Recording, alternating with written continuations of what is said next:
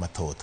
Poch gi pak ni wuoyi ma jahigni 22 no mawuok Kisumu. Odhi nyime pod wan Kisumu. Bengi mar Stanbic ochiwo omenda maromo siling milion 6 ma biro siro jo-ohala matindo e sub-counties 7 mayudore e kaunti ma Kisumu. E chenro ma bende geto tiego jo-ohala e sectors mopogore opogore kendo tayogi e yore mag ohala.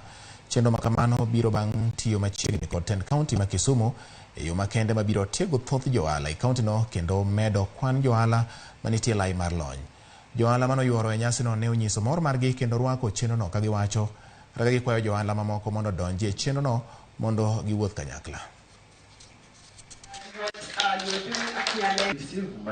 One thing that we did initially. So one of the things that and also the strength just produce for us the eggs and then we incubate. Awona more gi celebration yendi kowuok kuom jo Stanbic Bank through them share kuom miyowa certificate kaka jo youth omiyowa chuny motegno koro anda mondo anyiso jo youth wetena mondo tim agri business en ka sani kaka wang'iyo gi Kenya masani white scholar job ok yudre yo mayot koro kwaduoke agri business koni konyowa moloyo.